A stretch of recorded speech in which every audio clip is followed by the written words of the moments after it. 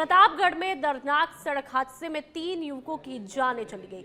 National highway 56 पर मोटा मायंगा के पास में एक बाइक सड़क किनारे खराब खड़े ट्रैक्टर ट्रॉली से जा टकराई। जानकारी के मुताबिक तीनों मजदूरी कर लौट रहे थे और नगर परिषद के द्वारा आयोजित भजन संध्या में शामिल होकर के अपने गांव जा रहे थे। पुलिस ने मामला दर्ज करके जांच शुरू कर दी है। तस्वीरें आप देख लीजिए। ट्रैक्टर ट्रॉली से बाइक टकराई है, जिसके चलते 3 लोगों की मौत हुई है और मजदूरी करके लौट रहे थे ये तीनों युवक। तीनों के परिवार में मातम का माहौल है, सन्नाटा पसरा हुआ है।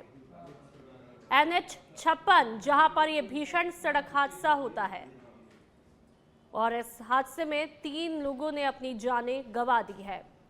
तीनों युवकों के परिवार में शोक का माहौल है, परिवार में सन्नाटा पसरा हुआ है। ये 3 युवक जो थे वो मजदूरी करके, मतलब दिन रात खून पसीने की कमाई करके मेहनत करके लौट रहे थे और उसी दौरान ये हादसा होता है। तो तस्वीरें प्रतापगढ़ की, जब ये हादसा हुआ तो वहां पर आप देख सकते हैं कि लोगों के चेहरे पर, परिजनों के चेहरे पर शिकन, चिंता, दुख की लकीरें साफ तौर पर देखने को मिल रही है।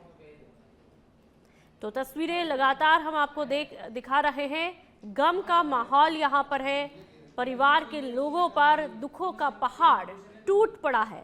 आप खुद ही इस दर्द को महसूस कर सकते हैं। जो तीनों युवक थे वो मजदूरी करके घर लौट रहे थे और ऐसे में आप सोचे, दिन रात मेहनत करते हैं और फिर जब घर लौट रहे थे, अचानक से क्या पता थी परिवार के लोगों को किस तरह से उनके परिवार के सदस्य के साथ में हादसा होगा।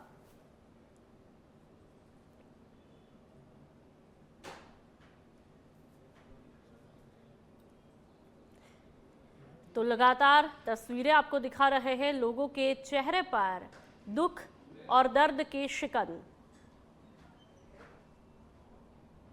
कल देर रात मोटा मांगे पुलिया थाना सुहागपुरा पर एक ट्रैक्टर ट्रॉली खड़ी थी, जिस पर एक मोटरसाइकिल पर सवार होकर 3 व्यक्ति आए, वो उससे टकरा गए, जिसके कारण ये तीनों की मौत हो गई थी। इसमें एक ईश्वर पिता जीवा मोटीखेड़ी का है, दूसरा कांतिलाल पिता खतुराम गोराखेड़ा का, तीसरा गोपाल पुत्र केशराम गोराखेड़ा का है। फिर इन तीनों की बॉडी को वहाँ मोर्चरी में वहाँ शिफ्ट करा दिया और वो जो वहाँ से दुर्घटना वाहन को। और चलिए अब बात जोधपुर की, जहां पर बहुचर्चित काला हिरण शिकार मामले से संबंधित अपीलों पर राजस्थान हाईकोर्ट जोधपुर में आज सुनवाई होनी थी, लेकिन राजस्थान हाईकोर्ट के न्यायाधीश जस्टिस बलजिंदर सिंह संधू ने मामले पर सुनवाई से इनकार कर दिया। जस्टिस संधू ने कहा कि पूर्व में अभियुक्त से इस मामले को लेकर डिस्कशन हो चुका है और ये मामला काफी पुराना है, इसलिए उन्होंने सुनवाई से इनकार करते हुए अपीलों को अन्य उपयुक्त पीठ के समक्ष पेश करने के निर्देश दिए। आपको बता दें कि अभिनेता सैफ अली खान सहित अन्य की तरफ से एक अपील दायर की है, जबकि सलमान खान ने 5 साल की सजा के विरुद्ध अलग से अपील पेश की है। अब उक्त अपीलों पर अन्य पीठ के सामने सुनवाई होने की संभावना है।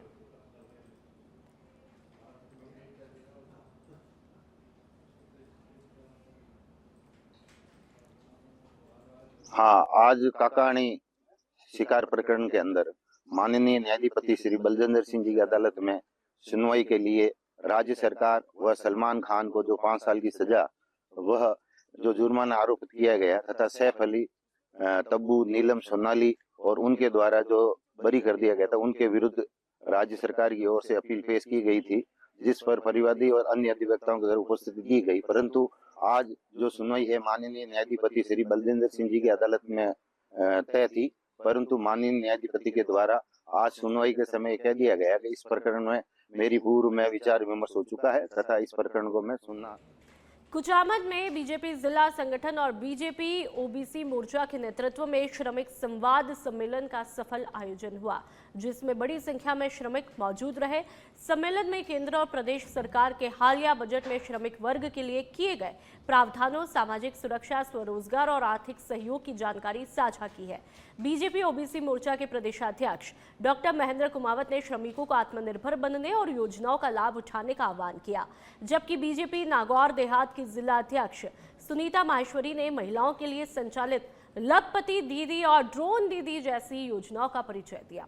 सम्मेलन में बजट के जन कल्याणकारी प्रावधानों, सामाजिक सुरक्षा और लोक कल्याणकारी योजनाओं पर भी चर्चा हुई और कार्यकर्ताओं ने श्रमिक वर्ग को सरकार की योजनाओं से जोड़ने और सुझाव संगठन तक पहुंचाने का संकल्प लिया।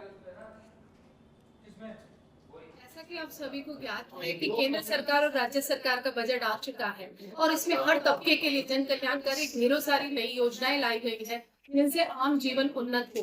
श्रमिकों के कल्याण के लिए भी राज्य सरकार और केंद्र सरकार कई तरह की व्यवस्थाएं बना रही है कि उनके काम के घंटे सुनिश्चित हो, उनसे अधिक श्रम नहीं कराया जाए, उन्हें अपने श्रम का पूरा भुगतान हो, उनके स्वास्थ्य की सुरक्षा की जाए, उनकी शिक्षा की व्यवस्था की जाए। इन्हीं सब चीजों को ध्यान में रखते हुए राज्य सरकार श्रमिक संहिता कानून बनाया। उन्होंने गैर कर्मचारी जो हमारे प्लेटफॉर्म पे गैर श्रमिक जो काम करते हैं, जो कई ऑन कॉल काम करते हैं, उनकी सामाजिक सुरक्षा के लिए, उनके स्वास्थ्य संबंधी सुरक्षा के लिए भी इस श्रम संहिता कानून के तहत उनको मजबूत किया ताकि उनको एक अच्छा इंफ्रास्ट्रक्चर और एक अच्छा प्लेटफॉर्म उपलब्ध हो सके। और झुंझुनू के नवलगढ़ उपखंड के कारी गांव में पावर हाउस के निजीकरण को लेकर के बड़ा बवाल खड़ा हुआ है। स्टूडेंट फेडरेशन ऑफ इंडिया यानी कि एसएफआई के नेतृत्व में ग्रामीणों ने कारी जीएसएस पर अनिश्चितकालीन धरना शुरू किया है। ग्रामीणों का आरोप है कि सरकारी व्यवस्था हटाकर निजी ठेकेदार को सौंपे जाने से उपभोक्ताओं को भारी परेशानियां होगी। प्रशासन से निजीकरण का फैसला वापस लेने की मांग की जा रही है और चेतावनी दी है कि मांगे नहीं मानी तो आंदोलन उग्र किया जाएगा। तो ग्रामीणों का धरना प्रदर्शन आप साफ तौर पर देख सकते हैं। आज कारी केस पावर हाउस जीएसएस के ऊपर जिस पर 15 जनवरी के लगभग सरकार ने और यहाँ के बिजली विभाग के अधिकारियों ने एक आदेश निकाला। उस आदेश के अंदर ये लिखा था कि जो कारी का जीएसएस है वो प्राइवेट ठेकेदार को सौंप दिया गया है। और पिछले 3 दिन से पहले एक विपिन नाम का लड़का जो एक ठेकेदार के किसी निजी कंपनी के थ्रू यहाँ आया था और जिसने 3 दिन की यहाँ ड्यूटी भी की है। जिस प्रकार से तमाम जीएसएसओ को, और ये प्रदेश की चाहे सरकार हो चाहे बिजली विभाग के कर्मचारी हो, जिस प्रकार से पूरे देश की बिजली को ये लोग बेचना चाहते हैं, कारी के जीएसएस को इन लोगों ने चैलेंज करने का काम किया था। और आज पूरा कारी क्षेत्र के तमाम ग्रामवासी यहाँ पर इकट्ठे हैं और ये मांग है कि कारी का जो जीएसएस है उसका पूर्णतः सरकारीकरण हो और आगे से ऐसा कोई आदेश निकले कि आज के बाद कभी भी कारी के जीएसएस। कोटा के ताकली बांध से प्रभावित 7 गांवों के ग्रामीणों ने लंबित मांगों को लेकर के जिला प्रशासन को अंतिम चेतावनी पत्र सौंपा है। ग्रामीणों का आरोप है कि पिछले 4 सालों से अपने अधिकारों और न्याय के लिए शांतिपूर्ण आंदोलन कर रहे हैं, लेकिन अब तक उनकी समस्याओं का कोई समाधान नहीं हुआ है। ग्रामीणों ने बताया कि 23 अगस्त 2024 को ताकली बांध पर धरना प्रदर्शन, आमरण अनशन, रोड जाम और चुनाव बहिष्कार जैसे आंदोलन किए थे। इसके बाद प्रशासन द्वारा 4 माह में सभी मांगे पूरी करने का लिखित आश्वासन भी दिया था, लेकिन 8 महीने बीतने के बावजूद न तो अनुग्रह राशि मिली और न ही पुनर्वास कॉलोनियों में पात्र युवाओं को पट्टे दिए गए। ग्रामीणों ने चेतावनी दी है कि यदि 20 दिनों के अंदर सभी मांगों का समाधान नहीं हुआ तो वे दोबारा जल सत्याग्रह आंदोलन शुरू करेंगे। मांगे हैं जो पिछले 3 सालों से हम संघर्ष कर रहे हैं।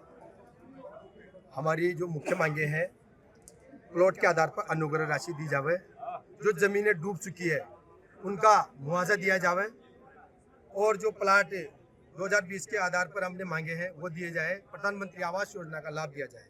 इन मांगों को लेकर हम लगातार संघर्ष कर रहे हैं, लेकिन आज दिनांक तक भी हमें लिखित में आश्वासन, झूठे आश्वासन, हर बार 3 सालों से आश्वासन दिए जा रहे हैं, लेकिन हमारे साथ विश्वासघात और हमारी भावनाओं के साथ विश्वासघात किया जा रहा है। हमारी मांगों को पूरी नहीं की। और अब टोंक से खबर, जहां पर आशा सहयोगियों ने टोंक में प्रदर्शन किया है। उप मुख्यमंत्री और वित्त मंत्री यानी कि दिया कुमारी से मांग उठाई है, जिला कलेक्टर को ज्ञापन भी दिया है। आशा सहयोगियों का मानदेय बढ़ाने की मांग है। आशा सहयोगी ने कर्मचारी संघ के संयोजक अजमल खान के नेतृत्व में उन्होंने ज्ञापन सौंपा है। तस्वीरें आप देख लीजिए, एकजुट होकर के तमाम आशा सहयोगियों ने ज्ञापन दिया है और इनकी मुख्य मांग मानदेय बढ़ाने की है। आप देखिए, बार सरकार ने हमसे वादा किया था कि हम आशा सहयोगी का 15% बढ़ाएंगे। आज वो 15% घटा के 10% कर दिया गया। उसके बाद आज जो इस वाला उसमें बिल्कुल हटा के बिल्कुल खत्म कर दिया गया है। आशाओं को बिल्कुल इसका मतलब आशा है जो अभी बजट आया है उस बजट में नज़रअंदाज किया गया, जबकि हमारी वित्त मंत्री जो थी वो एक महिला थी और महिला होने के नाते इन महिलाओं को बहुत उनसे आशाएं थी कि ये महिला होने के नाते इस बजट में हमें शामिल करके हमारे मानदेय में बढ़ोतरी करेंगे। एक मात्र 4,500-5 हज़ार रुपये इनको मानदेय मिल रहा है, उस पर ये काम कर रही हैं और 24 घंटे इनका काम है। अगर कहीं से भी कॉल आ जाती है तो फ़ौरन ये उस बात को उसके लिए हॉस्पिटल जाती हैं उस महिला के लिए और उसके लिए सारा काम करती हैं। तो ऐसी महिलाओं को नज़रअंदाज करना सरकार के लिए ठीक नहीं है। पिछली सरकार ने 15% बढ़ाया था, वो भी सरकार ने 10 कर दिया और अब तो वो भी हमारा ख़त्म कर दिया। तो हमारी मांग ये है कि संशोधित बजट में इनको शामिल किया जाए। दूसरा, इनको एक पैकेज दिया जाए कि जब ये रिटायर्ड हो तो इनको कम से कम 11 लाख रुपये और पेंशन लागू की जाए, और अगर इनके परिवार में कोई शांत हो जाता है जैसे बयाना में ट्रैफिक और कानून व्यवस्था को सुधारने की दिशा में बड़ी पहल की गई है। दिगंत आनंद ने बताया कि कोतवाली में सीएलजी मेंबर, व्यापारियों और आम नागरिकों के साथ में बैठक करके जन समस्याएं सुनी। बैठक में अतिक्रमण, जाम और सुरक्षा व्यवस्था को लेकर के अहम फैसले भी हुए और जल्द ठोस कार्रवाई का भरोसा दिया गया। तो तस्वीरें आप देख लीजिए, बयाना की है जहां पर कानून व्यवस्था पर मंथन किया गया। एसपी दिगंत आनंद की अहम बैठक होती है और इस बैठक में कई पुलिस अधिकारी मौजूद रहे। अतिक्रमण हटाने जैसे मुद्दे पर भी यहां पर बातचीत होती है। कानून व्यवस्था पर मंथन किया जाता है। थाने का निरीक्षण किया गया है, जिसमें एडिशनल एसपी साहब बयाना, सीओ बयाना, एसएचओ, समस्त स्टाफ, इसी के साथ साथ समस्त सीएलजी सदस्य बयाना कोतवाली के और शहर के जो प्रबुद्ध जन है उन सभी के साथ विस्तृत चर्चा हुई। इसके आधार पे बयाना थाना के परिप्रेक्ष्य में जो आगामी कार्य योजना है, जो प्राथमिकताएं हैं, उनका भी निर्धारण किया गया, जिसमें संपत्ति संबंधी अपराधों में कमी लाना, ट्रैफिक व्यवस्था को और सुदृढ़ करना, इसी के साथ साथ जो रात्रि गश्त है उसको प्रभावी बना करके रात्रि में होने वाले समस्त अपराधों की कमी हम सुनिश्चित करेंगे। एक बहुत ही फ्रूटफुल डिस्कशन यहाँ पे सभी लोगों के साथ हुआ है और अब अपराध गोष्ठी थाने पे ली जा रही है। सभी आईओ के साथ मुलाकात की जाके कानून व्यवस्था और अपराध संबंधी सभी मुद्दों। भिवाड़ी के खुशखेड़ा औद्योगिक क्षेत्र में सोमवार सुबह भीषण आग लगने का मामला देखने को मिला है। सूचना प्रातः पुलिस नियंत्रण कक्ष से रीको फायर ब्रिगेड को प्राप्त हुई। आग एक निजी औद्योगिक इकाई में लगी, जिसने कुछ ही मिनटों में विकराल रूप अख्तियार किया। प्रारंभिक जानकारी के मुताबिक लगभग आधा दर्जन श्रमिकों की जलने से मौके पर ही मौत हुई और आग इतनी ज्यादा भयावह थी कि कई शव मानव कंकाल जैसी अवस्था में बरामद हुए। सूचना मिलते ही पुलिस, प्रशासनिक अधिकारी, दमकल दल, बचाव की टीमें और चिकित्सक दल तत्काल घटनास्थल पर पहुंचे और बचाव कार्य शुरू किया। साथ ही घायलों को उपचार के लिए अस्पताल भेजा है। फिलहाल आग लगने के कारणों की जांच शुरू की है। इस फैक्ट्री में सुबह आग लगी थी और पुलिस की गश्त पे जो गाड़ी थी उसने सबसे पहले आग देखी थी। अभी हमारा मालिक से भी कांटेक्ट हो गया है और हमारे इनके मैनेजर से कांटेक्ट हुआ है। मैनेजर ऑन द वे है, वो आ रहे हैं। इसमें अभी तक हमको 7 डेड बॉडीज़ मिली है और ये शायद बिना अनुमति के, इसमें जहाँ तक है रिको के से हमें पता चला है कि ये गारमेंट्स के लिए ये फैक्ट्री अलॉटेड थी और यहाँ शायद पटाखे या ऐसा कुछ, जो जानकारी के अनुसार ऐसा लग रहा है कि किसी छोटे पटाखे या कुछ ऐसे अंदर निर्माण हो रहा था जो एज पर नॉर्म्स नहीं हो रहा था, जिस वजह से ऐसा हो गया। जहाँ तक बात है कि ये रेडीमेड फैक्ट्री की बात है, रेडीमेड फैक्ट्री का लीज था। अब क्योंकि यहाँ 20 से कम लोग अधिकृत काम कर रहे थे, इसलिए ये फैक्ट्रीज एक्ट में कवर नहीं हो रहा था। अभी जो जानकारी मैनेजर से मिली है, वैसे ओनर अब तक मौके पे नहीं पहुंचे। जो मेरी फ़ोन पे बात हुई, उनका कहना था कि 10 से भी कम लोग यहाँ थे। 10 से कम में शॉप्स एक्ट में भी ये रजिस्टर्ड नहीं थी। तो बेसिकली केवल 8-9 लोगों के साथ ये काम किया जा रहा था और उसमें आगजनी हुई है। FSL सैंपल्स ले लिए गए हैं। फैक्ट्री और बॉयलर्स की एक डिटेल। श्री माधोपुर के रोडवेज मुख्य बस स्टैंड पर Rajasthan state roadways employees union के कर्मचारियों ने अपनी 8 सूत्री मांगों को लेकर के धरना दिया। यूनियन के श्री माधोपुर इकाई अध्यक्ष सावरमल सामोता के नेतृत्व में सुबह 10 बजे से शाम 4 बजे तक चलने वाले धरने में कर्मचारियों ने सरकार और रोडवेज प्रबंधन के खिलाफ जम करके नारेबाजी की। यूनियन के हरिनारायण स्वामी के मुताबिक रोडवेज प्रबंधन को सौंपा गया मांग पत्र अभी तक अनसुलझा है, इसलिए प्रदेश अध्यक्ष के निर्देश पर 2 दिनों तक धरना जारी रहेगा और अगर सरकार सकारात्मक कार्रवाई नहीं करती है तो पूरे राज्य में उग्र आंदोलन भी किया जाएगा। कर्मचारियों ने ड्राइवर, कंडक्टर और नई बसों की कमी से हो रही परेशानियों को भी प्रमुख मुद्दा बताया है।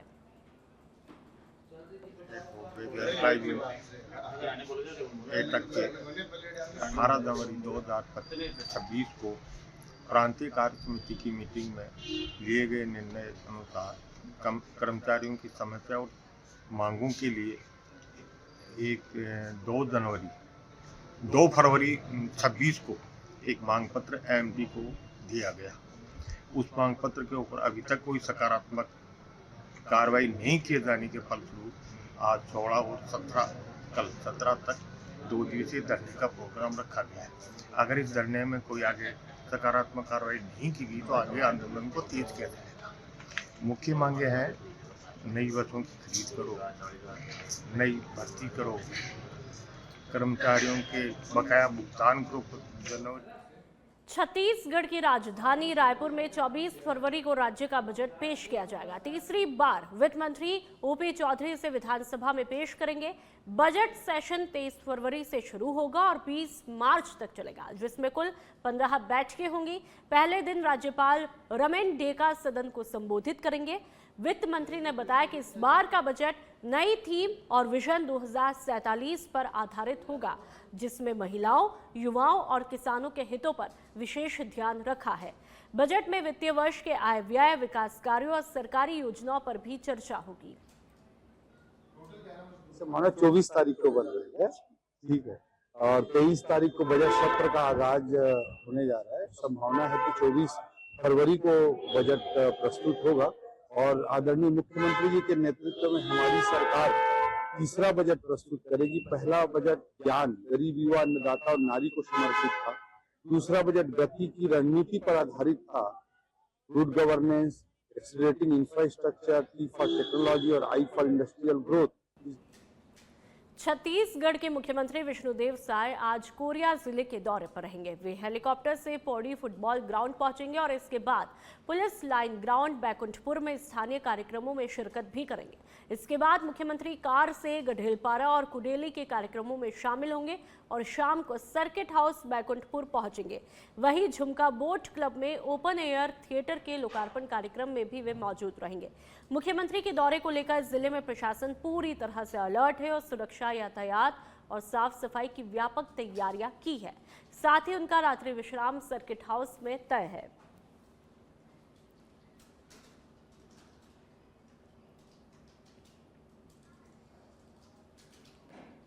और चलिए अब बलरामपुर से बड़ी खबर। एसडीएम पर लगा मारपीट करने का आरोप। बलरामपुर जिले के कुसमी इलाके की घटना है। बक्साइट के अवैध खनन की जानकारी पर कार्रवाई के लिए पहुंचे थे एसडीएम ने हंसपुर गांव के रहने वाले के साथ ही मारपीट की। ग्रामीणों की एक ग्रामीण की मौत भी हुई है। मृतक के शव को कुसमी अस्पताल रखा है। एसडीएम से थाने में बैठाकर की जा रही है पूछताछ। बलरामपुर एसपी बोले कोई भी सरकारी अधिकारी घटना में शामिल होगा तो उन पर एफआईआर भी होगी। एसडीओपी और थाना प्रभारी मामले की तहकीकात में जुटे हुए हैं। तो तस्वीरें आपके सामने। मृतक के शव को अस्पताल में रखवाया है और एसडीएम से थाने में बैठाकर हर एंगल से पूछताछ की जा रही है।